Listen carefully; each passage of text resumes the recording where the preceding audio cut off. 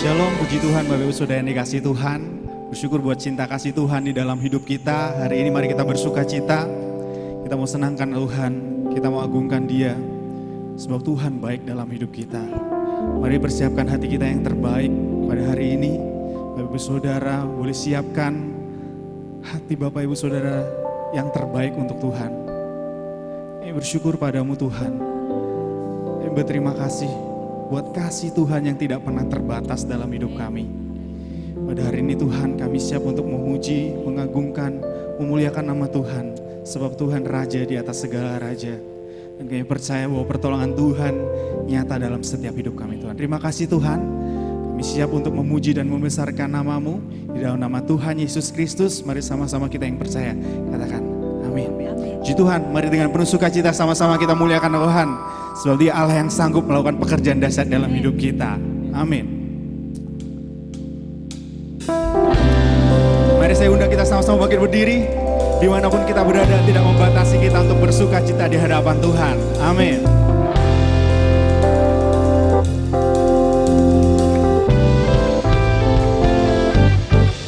Bersama-sama bertepuk tangan buat Tuhan kita.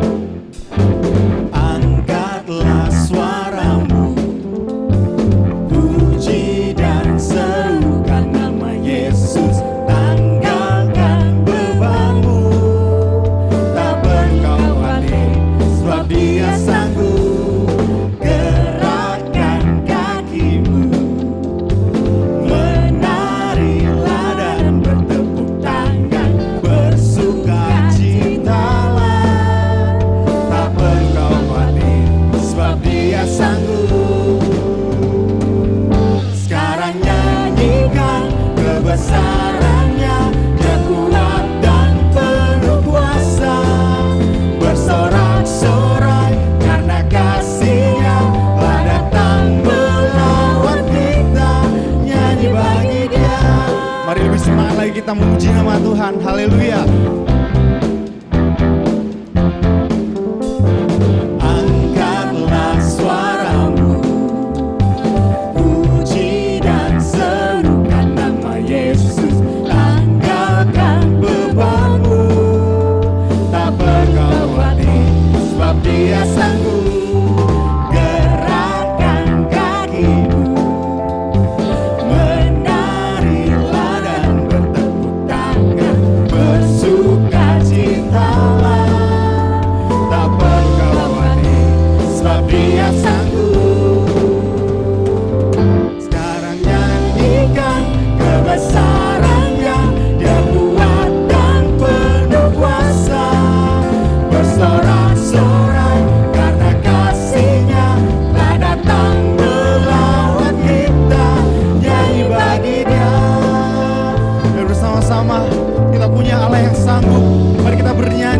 bersuka cita, sebab Tuhan kita, Tuhan yang nyata dalam setiap hidup kita. Amin. Terima kasih Tuhan.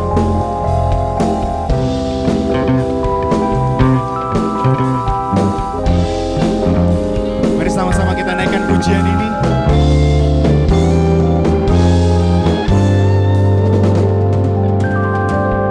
Sekarang nyanyikan kebesarannya, Dia kuat dan penuh kuasa, bersorak-sorai karena kasih-Nya lah datang melawat kita. Nyanyi bagi Dia. Sekarang nyanyikan kebesarannya, Dia kuat dan penuh kuasa, bersorak-sorai karena kasih-Nya lah datang melawat kita. Bagi Dia, nyanyi bagi Dia, nyanyi bagi Dia. Haleluya. Pujian, hormat, syukur kami naikkan kepadamu Tuhan. Kami mau terus bernyanyi, kami terus bermazmur bagi nama-Mu Tuhan. Kami percaya Tuhan, setiap janji Tuhan nyata dalam hidup kami Tuhan. Mari Bapak Ibu Saudara yang kasih Tuhan, kita siapkan hati kita yang terbaik untuk mendengarkan firman Tuhan.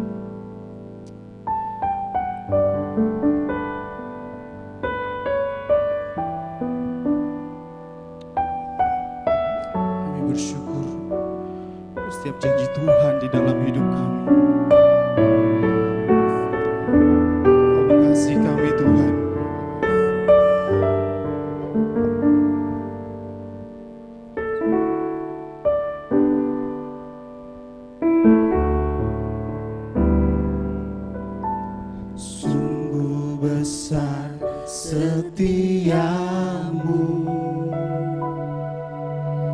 Kau nyatakan bagiku.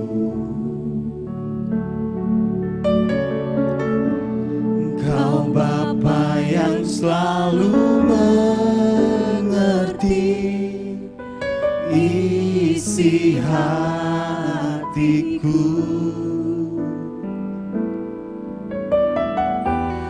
Kemuliaan-Mu Kau janjikan, aku tetap percaya.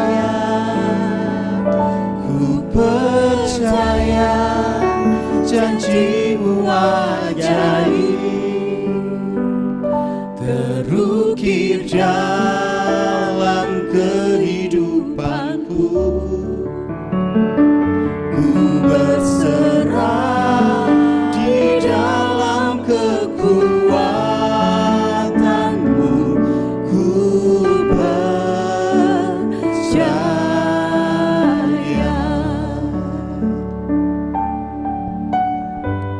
Kami bersyukur padamu Tuhan, buat setiap pertolongan Tuhan. Sungguh besar setiap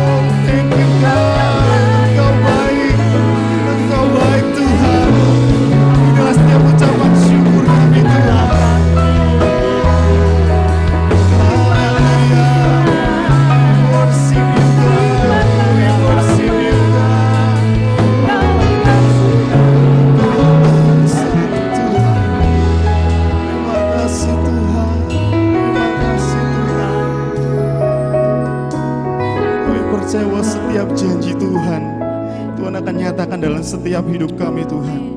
Sebab Engkau Allah yang sanggup mengerjakan segala pekerjaan dahsyat dalam hidup kami Tuhan. Terima kasih Tuhan.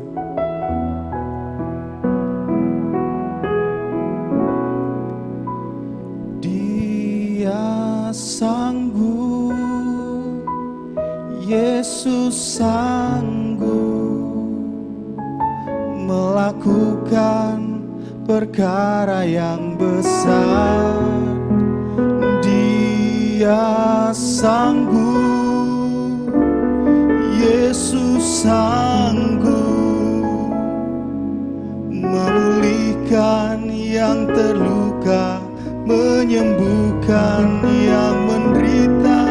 Dia sanggup memulihkan hidupku.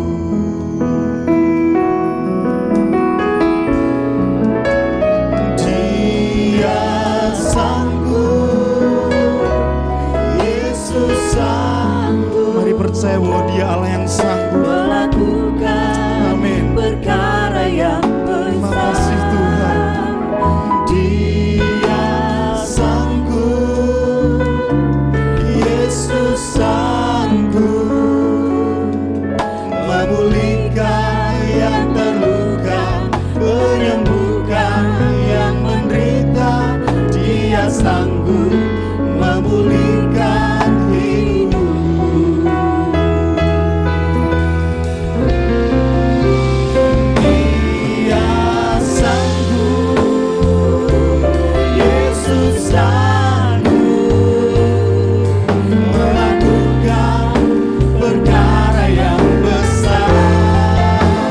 Dia sanggup, Yesus sanggup memulihkan yang terluka, menyembuhkan yang menderita. Dia sanggup memulihkan hidupku.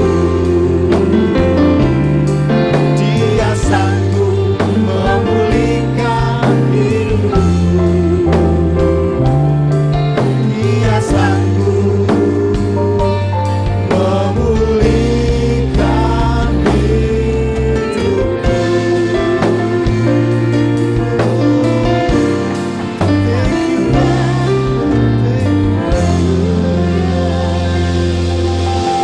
Terima kasih Tuhan. Kami percaya bahwa Engkau Allah yang sanggup memulihkan setiap kehidupan kami, bahkan setiap problem dalam setiap hidup kami Tuhan. Terima kasih Tuhan. Kami sudah memuji, memuliakan, membesarkan nama Tuhan. Sebenarnya kami mau siapkan hati kami yang terbaik untuk mendengarkan firman Tuhan.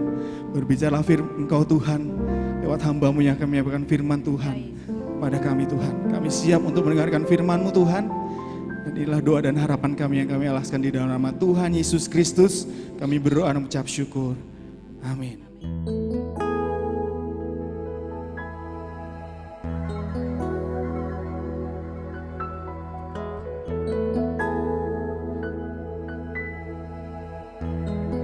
Shalom, Bapak, Ibu, Saudara yang dikasihi Tuhan. Kembali kita mengucap syukur pada hari ini. Kita bersama-sama beribadah kepada Tuhan Allah kita, Allah langit dan bumi. Di dalam Yesus Kristus, Tuhan dan Juru Selamat kita. Firman Tuhan bertemakan, kamu adalah garam dunia. Terdapat di dalam Injil Matius pasal 5 ayat 13. Kamu adalah garam dunia. Jika garam itu menjadi tawar, dengan apakah ia diasinkan? Tidak ada lagi gunanya selain dibuang dan diinjak orang. Saudara-saudara, semua kita mengenal garam. Dan garam itu bahan pangan yang amat sangat dibutuhkan umat manusia. Saudara-saudara, kalau Tuhan Yesus mengatakan kamu adalah garam dunia, berarti saudara adalah orang-orang Kristen yang dibutuhkan oleh dunia ini. Mari kita melihat dan menyimak proses penggunaan garam. Garam yang kita beli di pasar tentu bentuknya seperti batu bata, dan itu tidak bisa langsung dipakai. Langkah pertama harus diremukkan dulu, dihancurkan lebih dahulu, sehingga menjadi garam yang hancur, yang lembut, baru dipakai untuk menggarami makanan kita, sayur mayur dan sebagainya. Saudara-saudara, orang Kristen sebagai garam dunia harus dihancurkan lebih dulu egonya, kesombongannya. Jangan kita menjadi orang Kristen yang sombong, yang keras kepala. Itu tidak mungkin bisa dipakai oleh Tuhan sebagai garam yang normal. Firman Tuhan mengatakan, firman Tuhan di dalam Injil Lukas pasal 18, ada contoh yang jelas tentang dua orang, yang satu orang Farisi, yang lain adalah pemungut cukai. Orang Farisi itu hidupnya sombong. Satu ketika kata Yesus, dia masuk ke dalam rumah Allah dengan bangga menengadah ke langit. Dan apa yang dia katakan di dalam Lukas 18 ini, orang Farisi itu berdiri dan berdoa dalam hatinya begini, "Ya Allah, aku mengucap syukur kepadamu karena aku tidak sama seperti semua orang lain, bukan perampok, bukan orang lalim, bukan pezina, dan bukan juga seperti pemungut cukai ini. Aku berpuasa 2 kali seminggu. Aku memberikan 1/10 dari segala penghasilanku." Nah ini saudara kasih, orang ini bangga. Memang baik dia menjauhkan diri dari dosa-dosa tersebut, tapi sikapnya sombong, merasa dirinya suci, merasa dirinya benar, merasa dirinya orang yang berarti. Saudara-saudara, dia mengatakan, "Aku berpuasa 1 minggu 2 kali. Jemaat Elohim, jemaat Eklesia, jemaat Eliakim berpuasa seminggu hanya sekali. Ini seminggu 2 kali. Itu memang bagus, tetapi sayang sekali orang Farisi merasa sombong bahwa dirinya itu adalah orang-orang kudus, orang-orang yang suci adanya. Kemudian orang Farisi itu adalah orang Yahudi yang taat membayar persepuluhan, lebih taat dari kebanyakan orang Kristen zaman sekarang. Maka itu memang orang-orang Farisi itu orang yang diberkati secara jasmani, karena Tuhan konsekuen dengan firman-Nya. "Bawalah olehmu persembahan persepuluhan ke rumah perbendaharanku, maka Tuhan akan melimpahkan berkat dengan nyata adanya." Tapi sayang, orang Farisi ini memberikan persepuluhan dengan jujur, tetapi di balik itu mereka sombong, sepertinya orang yang sungguh-sungguh beribadah kepada Tuhan dengan kesombongannya. Memberikan persembahan kepada Tuhan harus dengan kerendahan hati, harus merasa itu berkat dari Tuhan datangnya. Tetapi orang Farisi dengan bangga membayar persepuluhannya ini. Nah, saudara kekasih, kita melihat beda dengan pemungut cukai. Pemungut cukai itu seorang yang berdosa. Dia adalah orang yang tidak jujur, menipu sana, menipu sini. Tetapi satu saat pemungut cukai ini bertobat, menyesal atas perbuatannya. Dia masuk ke dalam bait Allah dan dia merasa grogi, dia merasa rendah hati, merasa sebagai manusia yang tidak ada gunanya. Dia pukul dadanya dan berkata kepada Tuhan, "Ya Allah, kasihanilah aku, orang berdosa." Maka Yesus mengatakan, orang Farisi ini tidak diterima doanya kepada Tuhan. Tetapi pemungut cukai yang mengaku dosa, yang rendah hati, dan mohon pertolongan dari Tuhan, itu doanya diterima oleh Tuhan.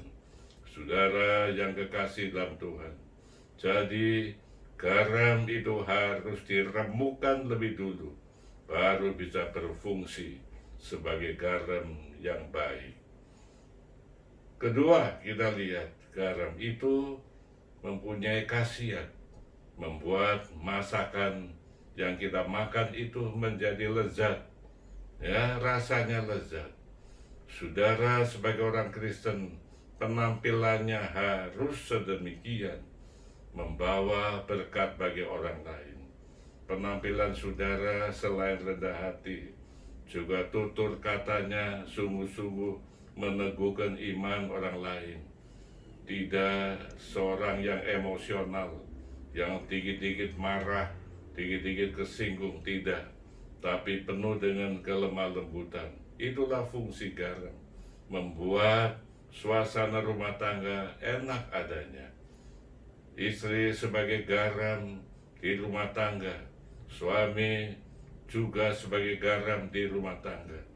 Orang tua menjadi garam di rumah tangga, anak-anak menjadi garam di rumah tangga, sehingga suasana rumah tangga itu nyaman, suasana rumah tangga itu rukun, saling memberkati satu sama lain. Demikian juga di gereja Tuhan, jemaat harus berfungsi membuat suasana lebih enak, suasana lebih nyaman. Jiwa perdamaian ada dalam diri kita, sehingga kita dibutuhkan di gereja Tuhan. Yang berikutnya, garam itu memberikan kekuatan bagi tubuh kita. Kalau kita kekurangan garam, maka tubuh kita akan menjadi lemah. Jadi garam itu berguna, memberikan kekuatan kepada tubuh kita masing-masing. Betapa banyak jiwa-jiwa yang letih lesu, yang lemah, yang merasa putus pengharapan. Saudara sebagai garam dunia, memberikan kekuatan baru kepada teman-teman kita yang lemah, memberikan pengharapan kepada teman-teman kita yang letih lesu. Katakan kepada mereka, ada Tuhan yang Maha Kuasa, Tuhan yang Maha Baik, Tuhan tempat kita mohon adanya. Ajak mereka berdoa bersama-sama, memberikan kekuatan baru kepada mereka. Nasihati mereka dengan firman Tuhan, sehingga mereka yang lemah menjadi kuat adanya. Itulah fungsi dari garam adanya. Saudara-saudara yang kekasih, inilah saatnya tiba. Saudara harus berfungsi sebagai garam dunia. Dunia makin kacau adanya, dunia makin penuh dengan kekerasan di sana sini. Tapi saudara sebagai anak-anak Tuhan harus memberikan pengharapan kepada teman-teman kita, memberikan kekuatan baru kepada mereka, memberikan nasihat kepada mereka untuk tetap setia kepada Tuhan, tetap berbakti kepada Tuhan, menjauhkan diri dari pengaruh si jahat, menjadi anak-anak Tuhan yang sungguh-sungguh memberkati satu sama lain. Amin. Mari kita tunduk dan berdoa. Bapa Surgawi, kami memuliakan nama-Mu. Tuhan Allah Maha Baik adanya. Tuhan mengatakan bahwa kami adalah garam dunia. Biarlah Tuhan, kami mengalami perubahan dalam hidup kami. Kami ditempa oleh firman Tuhan, menjadi hancur hati kami, menjadi rendah hati, menjadi lemah lembut, menjadi berkat. Tutur kata kami menjadi berkat bagi orang lain. Biarlah Tuhan, kami semua berfungsi sebagai garam, saling memberkati satu sama lain, saling memberkati. Oh, teman-teman kami yang lemah, yang letih lesu, dikuatkan oleh garam dunia ini. Terima kasih Bapa. Tuhan kiranya memberikan urapan kepada kami semua, agar benar-benar kami berfungsi sebagai garam dunia adanya. Dalam nama Yesus kami berdoa. Amin. Mari saudara yang kekasih, mengangkat tangan kita masing-masing, berdoa kepada Tuhan. Kalau ada di antara saudara yang berpikulan berat, serahkan dirimu kepada Tuhan. Inilah saatnya kita memohon kepada Tuhan, Allah yang Maha Kuasa, yang sakit supaya disembuhkan, yang berpikulan berat Tuhan beri keringanan, yang menghadapi krisis supaya Tuhan memberkati saudara. Ya, mari kita berdoa. Allah Bapa yang Maha Baik di surga, kami bersyukur dapat mengikuti ibadah online ini. Kiranya firman Tuhan tertanam dalam hati kami masing-masing. Saudara yang ada masalah, baik masalah keuangan, baik masalah kesehatan, kiranya Tuhan menjamah mereka satu persatu, agar yang sakit dalam nama Yesus jadilah sembuh, dan mereka yang kekurangan Tuhan berkati mereka semuanya. Demikian juga ya Bapa, kami berdoa khusus untuk mereka yang melayani Tuhan. Beri kekuatan baru kepada mereka untuk bangkit melayani Tuhan dan menjadi berkat adanya. Juga mereka yang telah membawa persembahan persepuluhan maupun persembahan khusus, Tuhan melihat itu semua. Tuhan berkati mereka sesuai janji-Mu. Tuhan memberkati dengan limpah sesuai janji Tuhan adanya. Jemaat yang dikasihi Tuhan, terimalah berkat Allah yang kudus, kasih karunia Allah Bapa di dalam Yesus, dan persekutuan Roh Kudus menyertai saudara semua dari saat ini sampai Maranatha, Tuhan Yesus datang. Sama-sama katakan amin.